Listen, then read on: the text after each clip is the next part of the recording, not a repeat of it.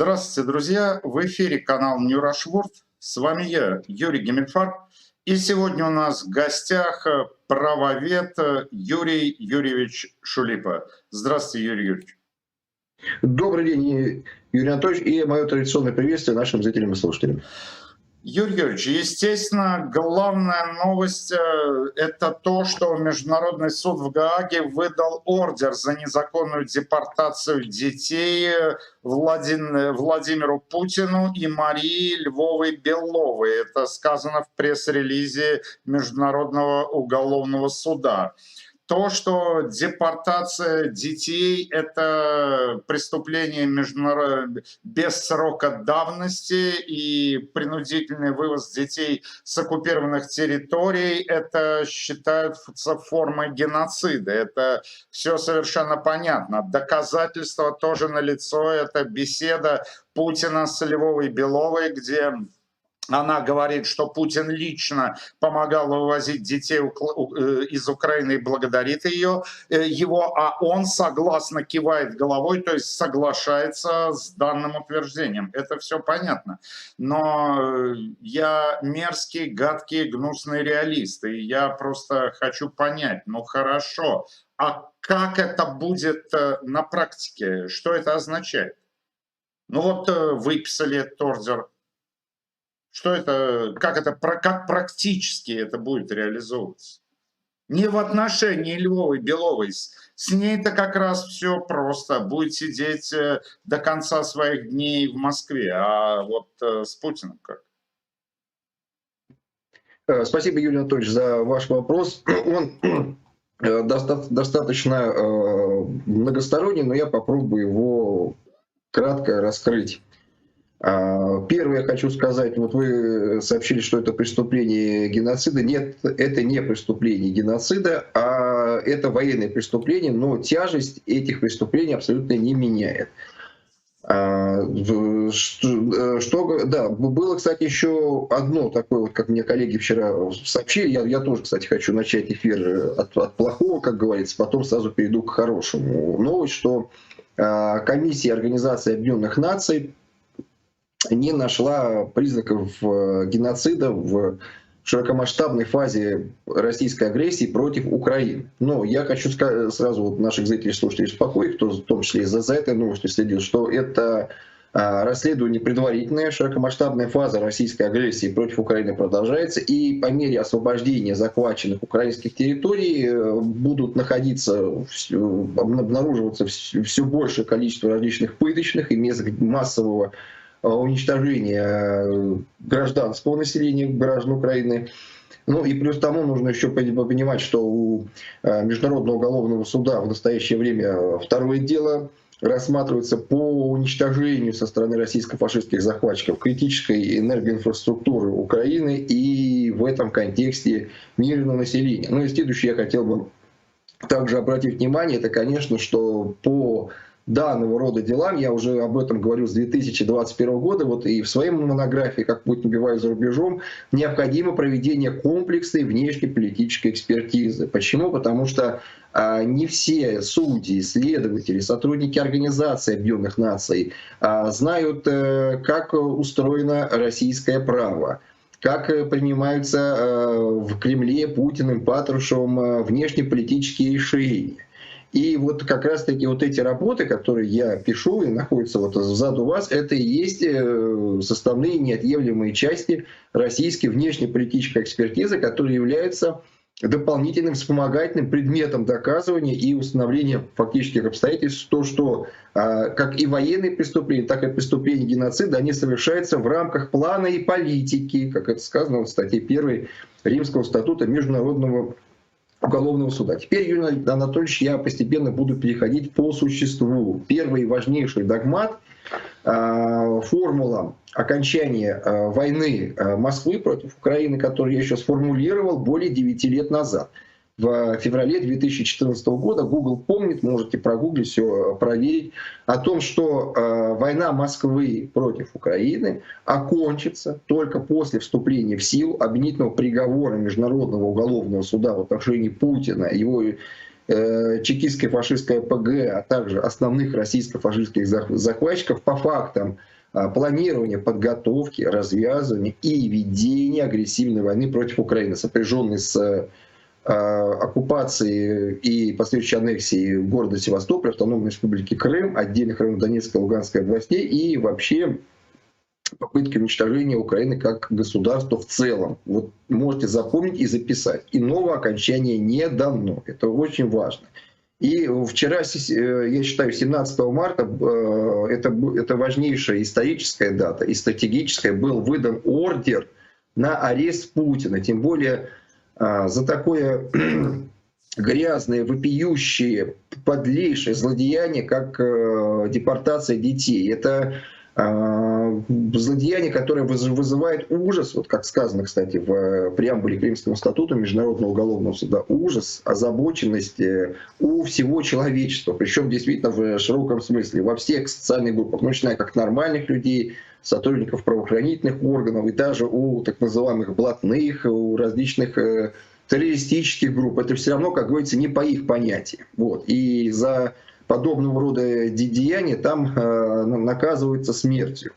Вот. А какие от этого последствия? А последствия следующие. Это то, что прочерченные железобетонные, назовем их так, красные линии для полезных идиотов на Западе, ну, так называемых любителей поговорить с Путиным, различных Путин-Ферштейнов и все прочее, скажут, с кем говорить? Вы будете с международным уголовным особо тяжким преступником, на которого выдан ордер на арест. Что такое ордер на арест? То есть все, плешивый обнуленыш, и вместе со своей поддельницей Марией Львовой Беловой, они заочно арестованы.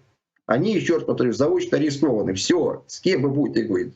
Да, с ними нужно говорить. То нужно их арестовать, привести в Гаагскую тюрьму, и вот пусть с ними говорят прокурор Международного уголовного суда Карим Хан, профессор Карим Хан юриспруденции их допрашивает, потом судьи Международного уголовного суда. Вот это их формат переговоров. То есть Гаагская тюрьма и допросы с пристрастием по всем обстоятельствам, как они, значит, позволили совершить данные преступления. Тем более, кстати, Юрий Анатольевич, позвольте, пожалуйста, как говорится, милости ради.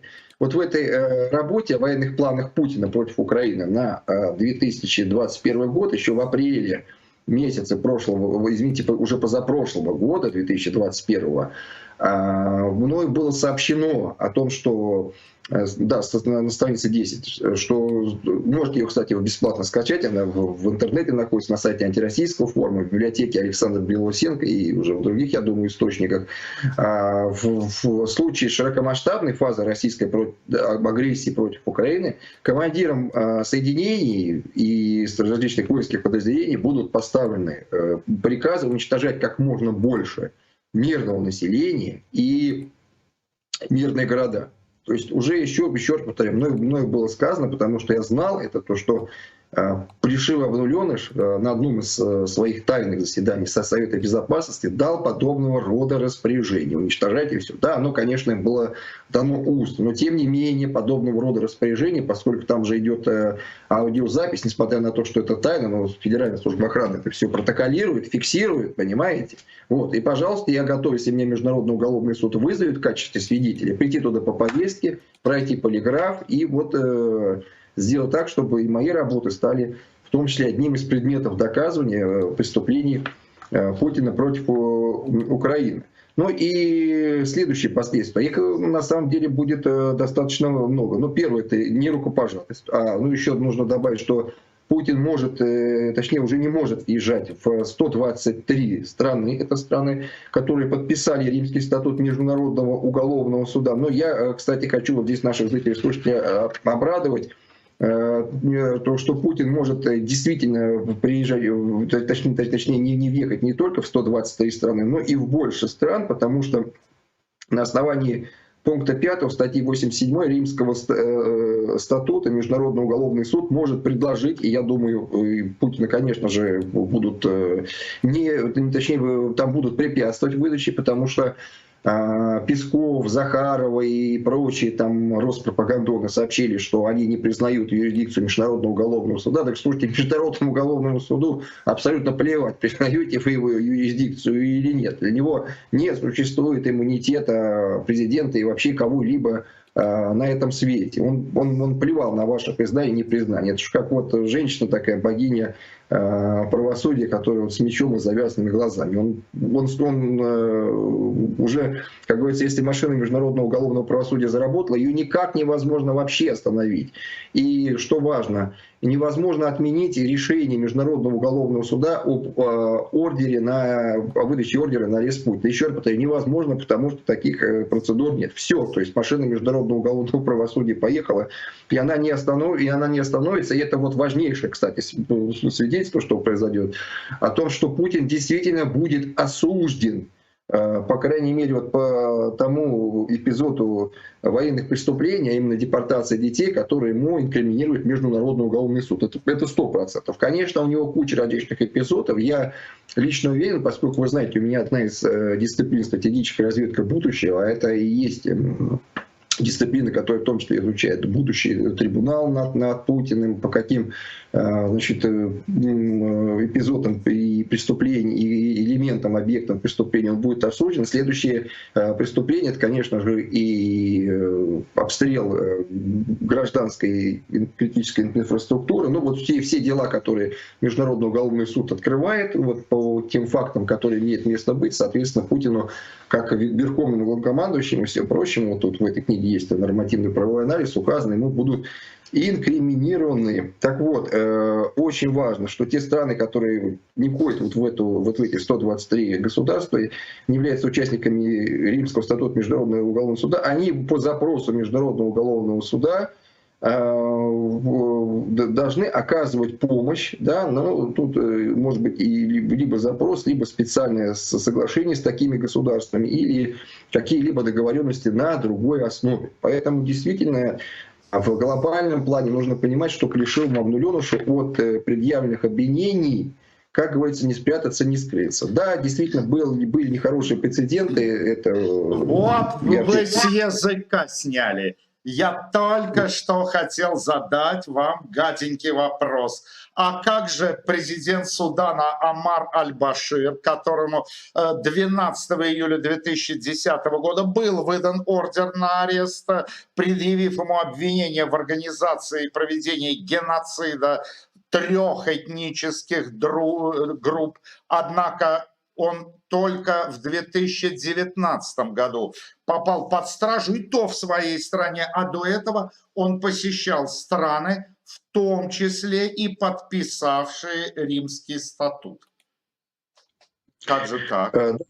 Да, действительно был создан такой нехороший прецедент, когда в мае 2011 года, то есть через год после того, когда был Международным уголовным судом выдан ордер на арест этого преступника, он приехал в Китай, но власти Китая его не арестовали. Не-не-не-не-не-не, извините, не Китай. Вот я сейчас покажу карту Римского статута. Китай не является подписантом Римского статута. Он был в какой-то африканской стране, и его не выдали. В африканской стране, которая отмечена на этой карте зеленым цветом. Его не арестовали, виноват, его не арестовали.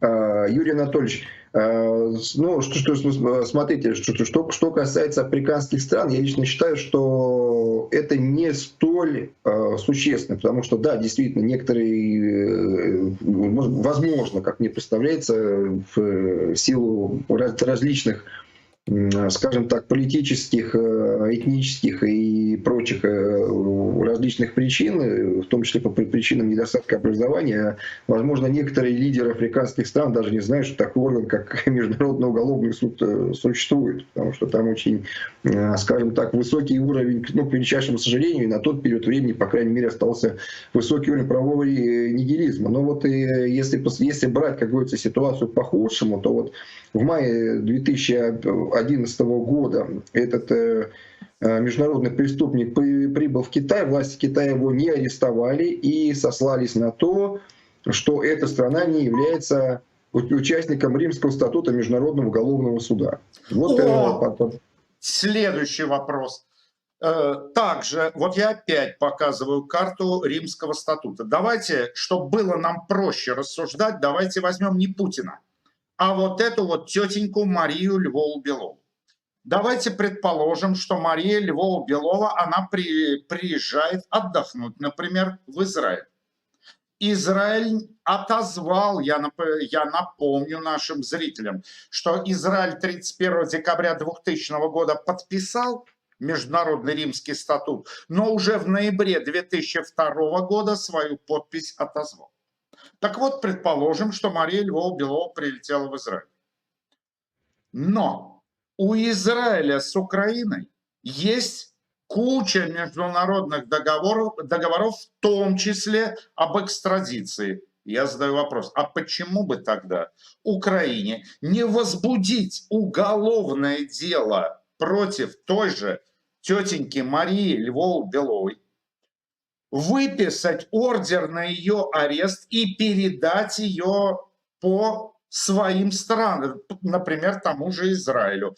А вот тогда в Израиле сработает автоматический механизм. На границе она задерживается, помещается в камеру предварительного заключения и ближайшим рейсом отправляется в Украину, экстрадируется. Почему бы так Украине не сделать? Юрий Анатольевич, тут еще есть такой маленький моментик, вот, а я о нем говорил, помимо того, что вы говорили, да, это абсолютно правильно, это нужно делать, я вот полностью вас поддерживаю, но вот смотрите, да, поскольку у Израиля есть проблемы с Палестиной, он поэтому и не спешит, собственно говоря, ратифицировать Римский статут, его поддерживать, становиться участником. Но вот на основании пункта 5 статьи 87 Римского статута Международный уголовный суд может заключить отдельное соглашение с властями Израиля, но очень-очень в узкой сфере, исключительно в рамках сотрудничества по выдаче Путина или вот этой Марии Львовой-Беловой в случае того, если они попадут на территорию Израиля. Вот очень узкий, очень узенький, скажем так, взять вот такой предметик, тут вроде как бы Израиль, если он не хочет быть участником этого Римского статута, ну, вот, то есть вот в этой части, да, взять потихонечку. А потом следующее, смотрите, я когда приехал в Украину в 2014 году, первое, что я сделал, даже будучи гражданином России, это пошел в службу безопасности Украины, подал заявление об открытии уголовных производств, как это здесь в Украине называется, в отношении Путина, Суркова, Лаврова, Шойгу, Герасимова, там, ну вот основной вот этой верхушки и тех депутатов и сенаторов, которые проголосовали, и судей еще Конституционного суда, которые одобрили аннексию Крыма. Далее я такое заявление, но уже в более широком формате, с доказательственной базой на 450 страниц, это их стенограммы, где они там что говорили, антиукраинские высказывания, там различные акты Совбеза и путинской администрации, его указы подал уже в СБУ в августе 2019 года. То есть я уже открыл уголовное производство лично на Путина здесь в Украине. Оно имеется, зарегистрировано и так далее. Нужно просто с ним разобраться. И вот, кстати, в дополнение к этому, я считаю, Украина, служба безопасности должно открыть, значит, считаясь с путинским иммунитетом, потому что, смотрите, де-факто после 17 марта прошлого года иммунитет Путина снят, еще повторяю, де-факто снят ордером Международного уголовного суда по выдаче его на арест. Все, он уже с точки зрения международного уголовного права является обвиняемым, это не подозреваемым, он уже обвиняемый в особо тяжком военном грязном преступлении депортации детей. Теперь же, да, на этом основании Служба безопасности Украины должна открыть у себя аналогичное, вот вы правильно абсолютно сказали, уголовное производство, как это здесь называется, И ну, мы же, скажем так, не привлекаем Путина в Украине к судебной ответственности, но открыть в отношении его уголовное производство. Даже А Служба почему безопасности Украины. служба безопасности? Вот я этого не понимаю. Почему не прокуратура? Я объясню суть моего недоумения. Был прецедент, и я недаром привел Израиль. В 2003 году в Израиль прибыла парочка молодых людей из Франции. Они репатриировались обычным способом, но начали заниматься нехорошими делами, но после чего вернулись во Францию по израильским паспортам и начали обманывать уже Французскую республику. На минуточку, до 2007 года, за 4 года, они нагрели Францию на 50 миллионов евро. Когда французская служба, полиция взяла их за одно место, вышла на их, они взяли и по своим же израильским паспортам быстренько ломанулись опять в Эрец-Исраэль, на землю обетованную. Тогда Франция поступила очень просто. Открыла уголовное производство, выписала прокуратура, генпрокуратура выписала ордер на их арест и направила в Израиль. Израиль развел руками. Между Израилем и Францией есть договор об экстрадиции. Эту сладкую парочку взяли и экстрадировали во Францию. Единственное, что они выиграли в этой ситуации, по израильским законам они имели право выбирать, где они будут сидеть. Во Франции или в Израиле. Они выбрали сидеть в Израиле. Ну, сейчас сидят. Как миленькие сидят. А почему бы не поступить точно так же Украине? Вот я этого не понимаю. Кстати, мой вопрос не ограничивается мадам Львовой-Беловой. А почему бы то же самое не сделать в отношении Якова Кедми, которому запрещен въезд в Украину? Почему этого не делается? Вот я не могу понять правовую логику. Вот вы можете это объяснить? Да, смотрите, на Якове Кедме, безусловно, лежит вина за преступление российской агрессии и оккупации против Украины. А его виновность устанавливается очень легко.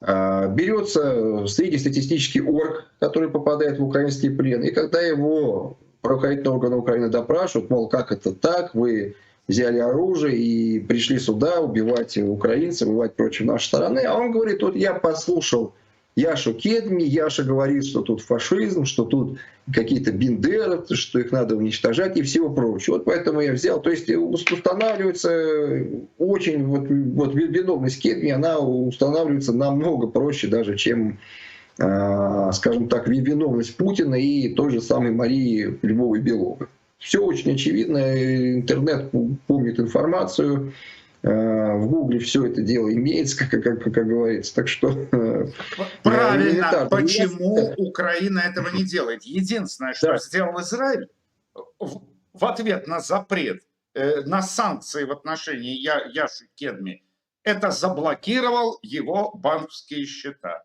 Еврея по святому шарахнули. Деньги его лишили в Израиле. Извините. А почему не ордер на арест не выпускается? Вот мой вопрос. Почему этого не делает Украина? Ну тогда послушайте, Яков Ильич Кедми, он долларовый миллионер, ему же сколько платит за участие в пропаганде. Плюс тому у него же индивидуальный самолет его из Израиля возили. Вот. Это наша, Юрий Анатольевич докладывает, это наша недоработка и наших украинских спецслужб. Я вам обещаю, как вы гражданин Израиля, правильно? Вот. Я вам, как гражданину Израиля, обещаю, что этот вопрос будет в ближайшее время решен. Будут в службе безопасности Украины открыты соответствующие уголовные производства. Понятно. Но если быть точным, чтобы не обманывать наших зрителей, я оформляю гражданство Израиля. Сейчас это... Но... Я так думаю, все решится, потому что я еврей по папе, по маме, по паспорту и по морде. Так что я так думаю, что страшная израильская бюрократия наконец пропустит меня через свои жернова. Вот. Но в заключении, Юрий Юрьевич, я вот какой вопрос хотел задать. А вот Не кажется ли вам, что политически здесь для Путина это даже хуже, чем попадание в камеру? То есть и тут два момента. Во-первых, с ним перестали считаться. Он стал на уровень президента Судана, на уровень там президента, на уровень этого главного Джамахера, или как там он, Каддафи. Ну, неважно. Но второй момент, вот как раз с Каддафи. Ведь Путин параноик и верит в нумерологию. А я напомню, что за 4 месяца до того, как Каддафи закончил свои дни с черенком лопаты в одном месте, суд в Гааге выдал такой же ордер на его арест. И вот вам не кажется, что для Путина это куда хуже? Да, Юрий Анатольевич, я хочу сказать так, что внутриполитические обстоятельства для Путина складываются хуже, чем для Каддафи. Можем, кстати, подчеркнуть, что лом Каддафи стучится в его резиновую попу. Действительно, настают для него не очень хорошие времена. А как вообще может с ним развиваться ситуация? Смотрите, что на него сейчас накладывается. Дело в том, что сейчас между Путиным и Патрушевым идут торги за передачу власти. Потому что мы уже из общеоткрытых источников неоднократно это обсуждалось, не хочу вас и наших зрителей занимать время. То, что Путин должен уйти по ряду причин от власти, передав власть сыну секретаря Совбеза Николая Патрушева, Дмитрию Патрушеву. Но он этого не делает, саботирует и уже вызывает зуд в определенных средах. И на фоне выдачи ордера на арест Путина, но нужно понимать, опять-таки, смотрите, что россияне, я лично их знаю, потому что я работаю в этой системе, это не люди вообще. Это просто классические нелюди и орки. Это не сербы, потому что сербы, они все-таки во многом европейцам, они более человечные и понимают ситуацию. Они выдали Милошевича международному уголовному правосудию. Эти же, вот я убежден, процентов 90 даю гарантию, что они этого не сделают, и отдельные силовые кланы, которые, хотя находятся вот непосредственно в самой близости к Путину, вот прям в самое ближайшее его окружение, они его просто физически ликвидируют. Вот у них так принято, концы в воду. А почему?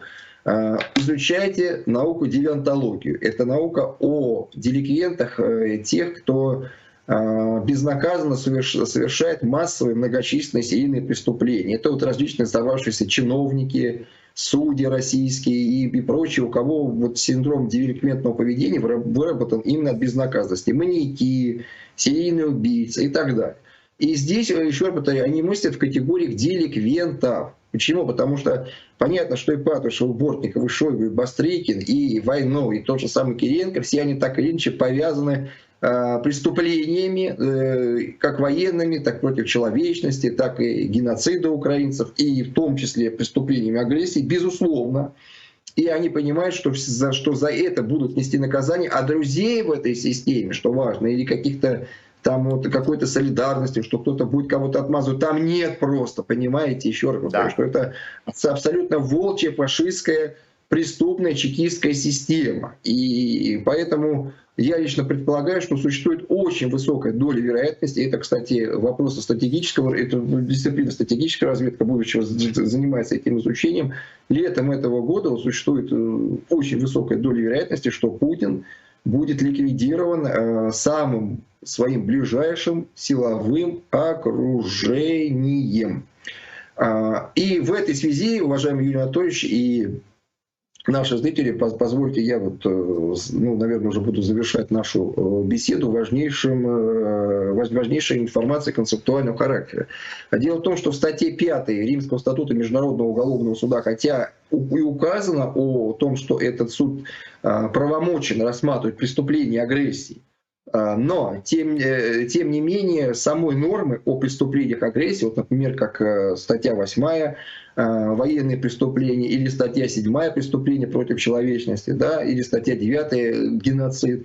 Вот, такой статьи, такой нормы, да, о преступлении агрессии, к величайшему сожалению, в Римском статуте Международного уголовного суда нет. И в этой связи я согласен с подавляющим большинством коллег-правоведов о необходимости учреждения специального Международного уголовного трибунала ad-hoc по бывшему СССР, по аналогии с трибуналом по бывшей Югославии. Этим сейчас занимается и Министерство юстиции Украины наравне с Министерством иностранных дел, и Соединенные Штаты Америки, ну и фактически вся западная коалиция, и не только. Это можно решить резолюцией организации, то есть такой трибунал можно учредить резолюцией Организации Объединенных Наций.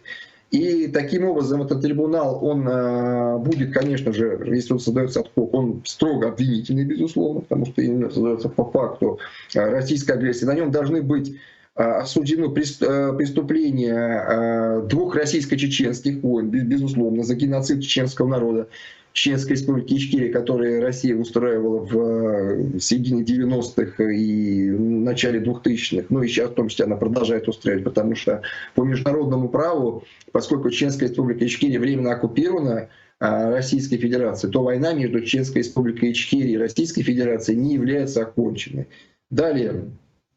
По фактам геноцида и аннексии Абхазии, точнее оккупации Абхазии и Южной Осетии, оккупации и агрессии против Украины, оккупации Молдовы, вот этот преступный террористический анклав Приднестровья, который до сих пор существует, агрессии Москвы против Сирии, в Чаде, в Ливии, вообще вот всех тех стран, где Россия успела и смогла наследить. Вот только такой должен быть трибунал. И в его уставе обязательно должны быть прописаны положения о заочном и посмертном осуждении. Потому что, смотрите, нам, в принципе, Путин как таковой и не нужен в Гааге. Почему? Потому что он там, собственно говоря, нового ничего не скажет. Те его речи, которые он выступал в своем федеральном собрании, вот часто он говорит, что типа мы не хотели, нас заставили и все прочее, это уже его речи, которые он репетирует, это его оправдательные речи, которые он репетирует для выступления на грядущем Международном уголовном суде, как оправдаться. Вот поверьте, он в силу его психологии, я очень хорошо его вскрыл, ценностно-смысловую картину мира и знаю, и вот время докажет мои слова. Даже если он предстанет перед Международным уголовным судом в Гааге, он нового, еще раз повторяю, ничего абсолютно не скажет. Но поскольку именно благодаря ему совершаются вот эти особо тяжкие преступления, такие как воровство, депортация детей, разлучение семей и прочие различные военные преступления. Ведь Международный уголовный суд, понятно, что юриспруденция такого уровня, она любит тайну, работать в тишине, чтобы никто ей не помешал. Но тем не менее, судьи обнародовали информацию, лишь приняли решение об обнародовании информации об ордере на арест Путина и Беловой лишь для того, чтобы предотвратить совершение данных преступлений в дальнейшем. Вот почему это важно. И поэтому даже если повторяю, что если Путин будет убит, что произойдет, на мой взгляд, с вероятностью в 90%, тем не менее он должен быть осужден заочно и посмертно. Это обязательно ему должен быть вынесен такой приговор ради того, чтобы не было повторения в истории этого зла, чтобы обеспечить историческое неповторение. Юрий Юрьевич, спасибо вам огромнейшее за интереснейшую беседу. Друзья, я напоминаю, вы слышали точку зрения правоведа Юрия Юрьевича Шулипы. Но я напоминаю и другое. Выводы делать только вам. И, конечно же, слава Украине! Героям слава! До встречи, друзья. До свидания.